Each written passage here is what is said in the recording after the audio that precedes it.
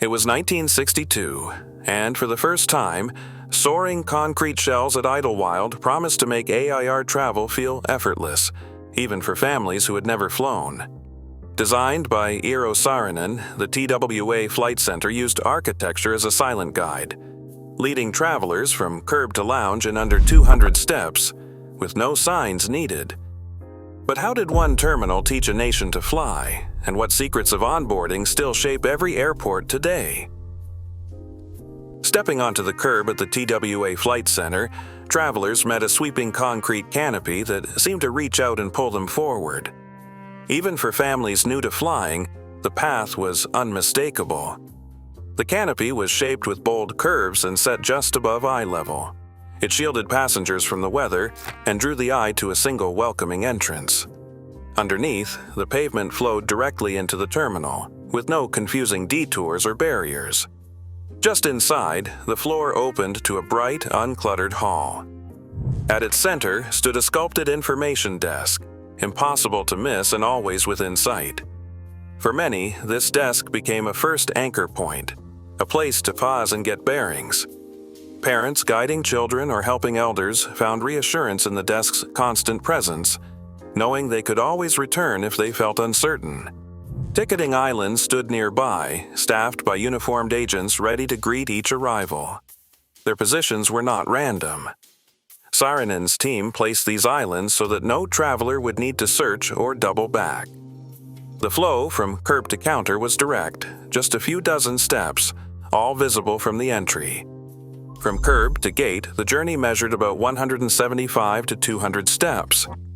The space itself explained what to do next, using sight lines and movement instead of signs or loud announcements.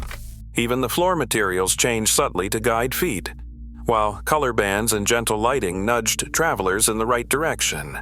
For first-timers, this was more than convenience.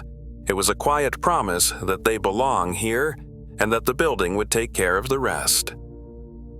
The sunken lounge sat at the heart of the TWA Flight Center, a bold red circle set into the floor and surrounded by sweeping curves of glass.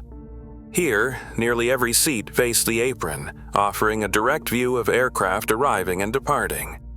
Saarinen's team made a deliberate choice.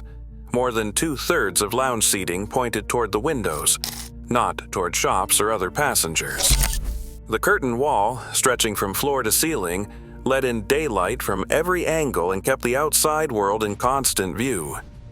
On a bright afternoon, sunlight poured through the skylights, tracing lines across the tile and upholstery. For families waiting to board, these views were more than decoration. A child could spot their plane as it taxied into position, watching ground crews at work and doors swinging open. The sight of the aircraft, so close, so real, quieted nerves for both children and adults who had never flown before. Every stage of the journey was visible, turning the unknown into something familiar. The lounge became a theater, the process of flight unfolding just beyond the glass. Parents pointed out details, answering questions, building excitement instead of anxiety. The building's design offered silent reassurance. As long as you could see your plane, you were in the right place. The experience of waiting became less about uncertainty and more about anticipation. This visual connection, so carefully engineered, transformed the lounge from a holding area into a lesson in confidence.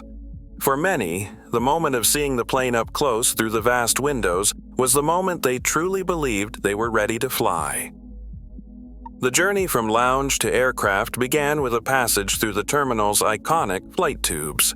These gently curving corridors, lined with white tile and illuminated by daylight from hidden skylights, acted as more than just a path. They were a bridge between the everyday and the extraordinary.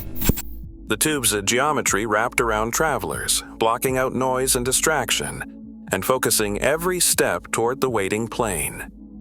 For families, this was often the moment when excitement mixed with a quiet sense of ceremony.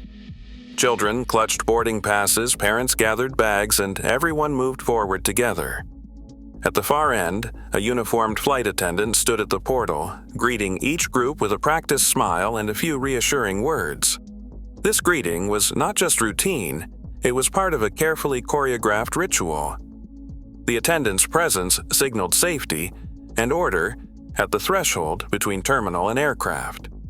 The entire sequence, from the first step into the tube to the final pause at the door, became a lesson in how to board, how to move with purpose, and how to trust the process. Saarinen's design made this transition feel inevitable, even graceful. The act of boarding became a shared experience shaped by both architecture and human touch. In these moments, the building itself seemed to teach travelers that they were ready for flight. Beneath the polished floors of the TWA Flight Center, a hidden network of machines kept the terminal running with quiet precision. Tucked away from passengers' view, technicians managed a web of pneumatic tubes and baggage lifts that connected every corner of the building. The telautograph let staff send handwritten instructions instantly from the ticket desk to baggage rooms or gate supervisors. Instead of relying on runners or phone calls, a message about a missing bag or late crew member could reach the right person in seconds. Pneumatic tubes carried paper slips, boarding passes, baggage tags, urgent notes, shooting them underfoot at remarkable speed. These systems were not just clever, they were essential. By the late 1960s, internal records show that centralized communications and automated lifts cut average baggage transfer times by about 20%. Bags moved from check-in to gate with fewer errors, and delays at the counter shrank. For ground crews, these backstage tools meant less time lost to confusion and more time focused on travelers above. The result was a terminal that felt calm and orderly, even at peak hours, thanks to the quiet work happening out of sight. By 1970, the arrival of the Boeing 747 changed everything at the TWA Flight Center. The terminal, built for the golden age of the 707, now faced a flood of passengers unlike anything seen before. The first jumbo jet touched down, and within weeks, the main concourse was straining at the seams. Lines snaked around the information desk, every seat in the sunken lounge filled, and the once calm boarding tubes became crowded arteries. On the floor, the duty manager watched as boarding banks overlapped, families clustered at the gates, and baggage carts stacked up in the hall. The original design, so carefully tuned for clarity and flow, buckled under the sheer volume. The TWA's operations team scrambled to find breathing room. The answer came in the form of PRC, a modular extension built at record speed. 10 new gates rose beyond the original wings, each long enough to handle the 747's massive frame and crowds. PRC's straight lines and standardized finishes stood apart from Saarinen's sculpted forms. But it worked. The added capacity more than doubled peak hour throughput, allowing TWA to keep pace with the jet age.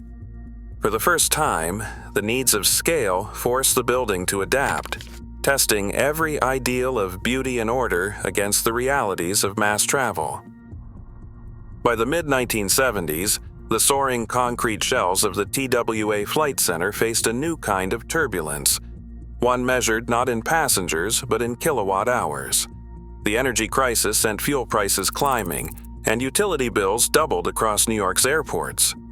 At JFK, the cost of heating and cooling terminals with vast glass walls and open volumes became a source of anxiety in boardrooms and maintenance shops alike.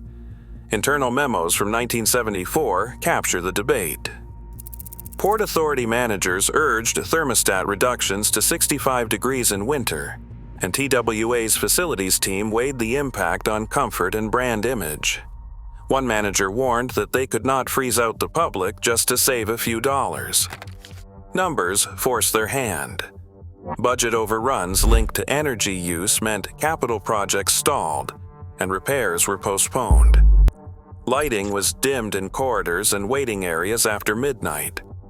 Proposals for solar film on the curtain walls and extra insulation were tested in select bays, but proved costly and visually disruptive. Some wings were partially closed during off-peak hours, a compromise that left parts of the terminal eerily quiet. Staff logged complaints about chilly lobbies and stuffy summer afternoons, but the shell's dramatic openness left few easy fixes. In the end, the very features that made the Flight Center iconic, its openness and its daylight, became liabilities when every degree and dollar counted. The struggle to maintain comfort without sacrificing the building's spirit played out in a series of memos, budget meetings, and quiet adjustments, revealing the limits of even the most optimistic design in a world suddenly short on cheap energy. Every year, over 2 billion people pass through airports shaped by ideas born here.